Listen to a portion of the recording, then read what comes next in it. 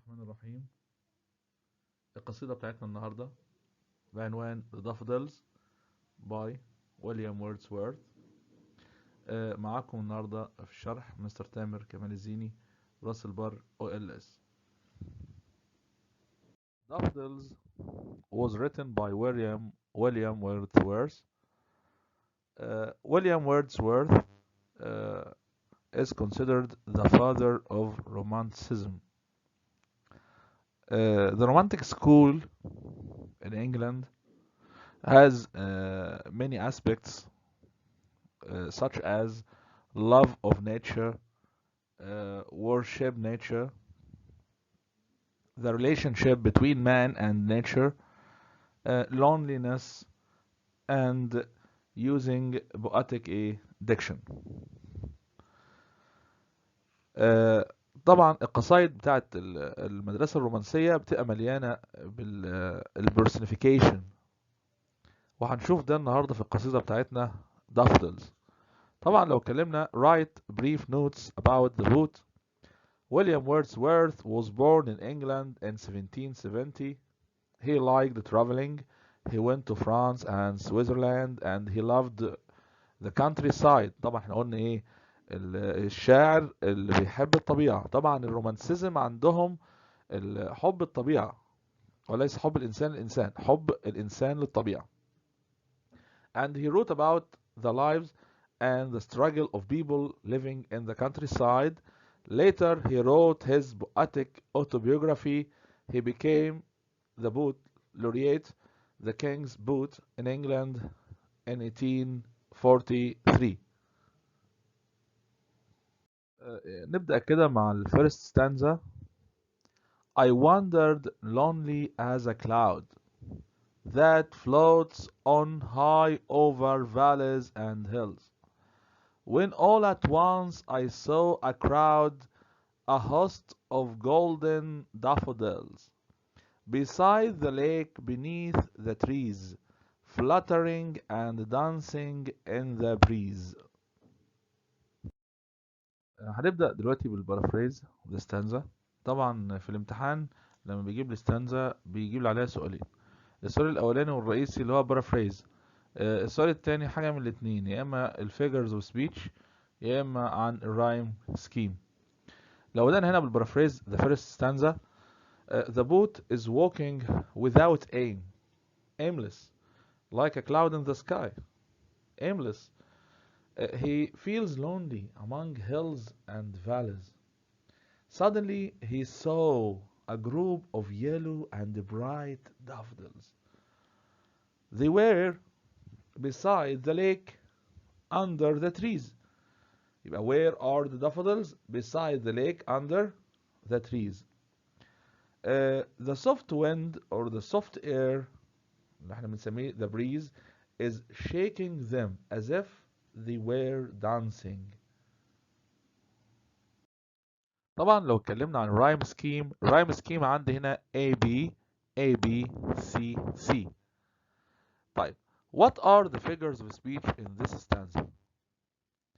لو بدأنا هنا I wandered lonely as a cloud، ده في الفيرست لاين. I wandered lonely as a cloud، ده الفيرست ايه الفيرست لاين. هنا عندنا ايه similar يعني تشبيه، بيشبه ايه؟ يبقى the boat compares himself to the cloud. طبعا اول ما اشوف عندي كلمة as او like as او like يبقى على طول هنا ايه similar يعني تشبيه. تمام، يبقى the boat likens himself to a cloud in the sky. تمام. في ال last line عندي fluttering and dancing. fluttering and dancing. طبعا الدانسينج والفلاترنج دي صفة من صفات الايه من صفات الانسان. طبعا لما ادي للجماد او اي مخلوق تاني صفة من صفات الانسان يبقى هنا بشخص بعمل ايه personification. يبقى the boot personified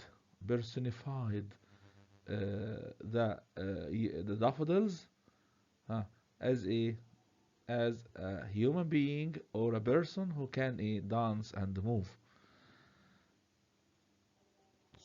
Next عندنا هنا contrast بين over وبنيث وبين lonely وhost. هنا contrast يعني two opposite words. طبعا فايدة الجماليات ايه كلها في الاستانزا عندنا؟ في الاستانزا عندنا جماليات كتيرة زي ما انتم شايفين. فايدتها ايه؟ اول حاجة to make the meaning clear and strong, to emphasize the meaning. يبقى اول حاجة to make the meaning clear and strong و to emphasize the meaning.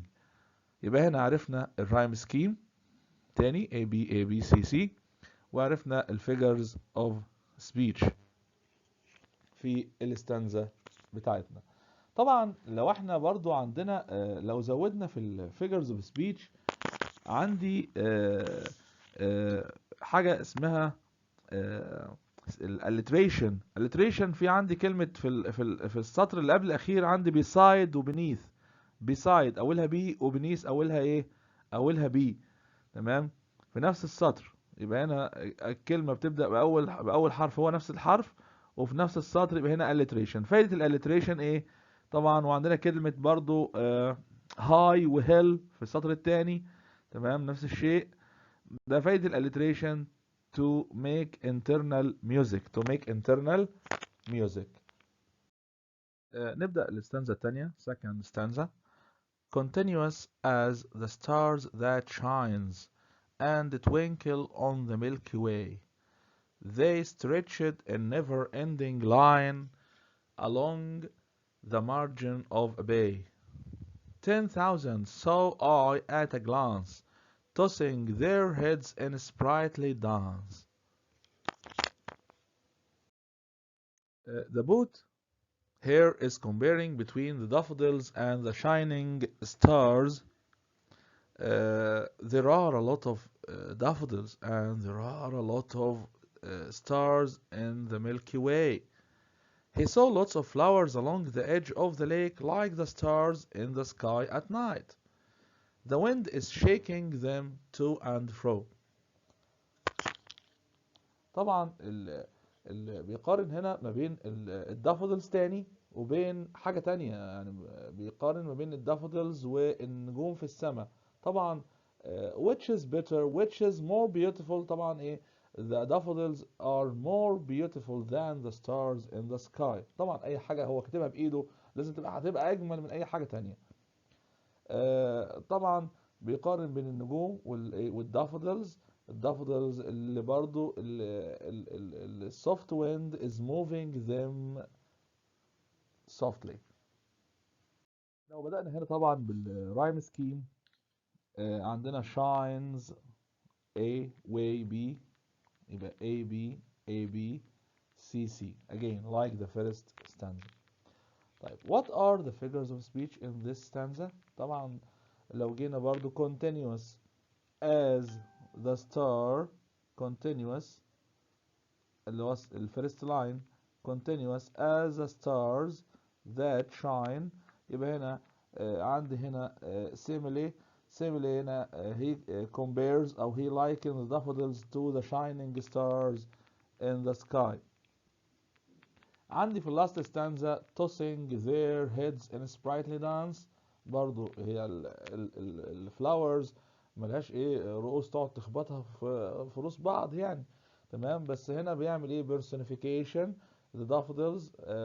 He personified the daffodils as a human being who can dance, who have human beings who have heads. Okay. طبعا فايدة figures of speech to make the meaning clear and strong way to emphasize the meaning. نبدأ في third stanza. third stanza. The waves beside them danced, but they outdid the sparkling leaves in glee. A boat couldn't but be gay in such a jocund company. I gazed and gazed, but little thought what wealth the show to me had brought. Again, paraphrase the stanza. هبدأ بأول stanza تاني. Where are the daffodils? The daffodils are beside the lake. Beside the lake. What is in the lake? Water. What are in the lake? Waves. Both the waves, both the waves and the daffodils are moving by the breeze. طبعا زي ما احنا عارفين الهواء عمال يحرك الدافودلز ويحرك برضو الايه الووتر، يحرك الويفز. The waves look like the leaves. Look like the leaves, but the leaves appear happier. That scene makes any boat happy. The poet looked for a long time, and that sight made him rich with happiness, filled his heart with happiness. Which is better, the scene of the daffodils, of course. Now with the figure of speech in the third stanza. Before we start with the figures of speech, the rhyme scheme in the third stanza A B A B C C, like the first and second stanzas. What are the figures of speech in this stanza? The first figure of speech is personification. في الفirst line, the waves beside them danced. هنا the boat personified the waves as a human being who can dance. And also we have personification in the second line. Outdid the sparkling leaves in glee. في الword glee. And also we have in the last line, what wealth. What W begins with W. Wealth begins with W. يبقى هنا عندنا alliteration. وعندنا برضو repetition. I gazed and gazed and gazed. تمام. طبعا فايدة alliteration repetition to make internal music. Finally, with the last stanza, the fourth stanza. For oft when on my couch I lie, in vacant or in pensive mood, they flash upon that inward eye, which is the bliss of solitude. Now, when the boat is at his home and lying on his couch or sofa, the daffodil's memory appears to the boat at home while he is relaxing or serious. He starts to be happy, like a flash. When the daffodils comes to his mind, to his memory, he becomes happy. When he remembers them, he feels his heart dancing like the daffodils on the day he saw them. He feels his happiness and nature are connected. زي ما احنا عارفين the romantic boat connects himself with nature. Connects himself with nature. يبقى هو نايم بيرتاح كده على الكنبة بتاعته في البيت، ظهرت فجأة الدافودلز في الذاكرة بتاعته. طبعا أول ما ظهرت كده زي الفلاش ملت قلبه بالفرحة، درجة قلبه بيرقص من الفرحة زي ما احنا كده بنقول كده بالعامية بتاعتنا، ده أنا قلبي بيرقص من الفرحة. تمام. طبعا قبل ما نروح للجماليات هقول لك اللي هنا فيه ايه personification.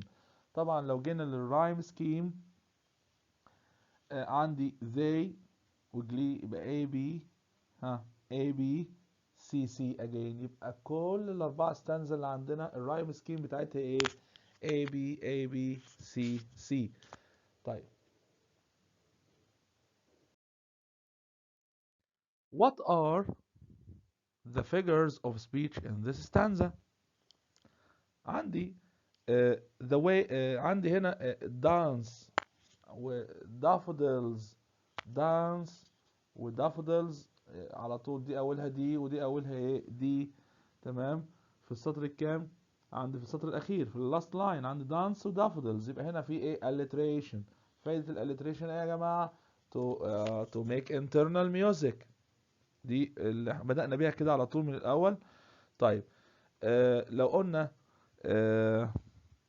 and dance with the daffodils. طبعا his heart not a human being، يبقى هنا على طول في ايه personification. he personified his heart as a human being who can dance. تمام. اتمنى تكون القصيدة في الشرح الموجز ده تكون استفدتوا منه ان شاء الله، والى اللقاء في شروح اخرى لبعض اجزاء المنهج ان شاء الله، وشكرا لكم.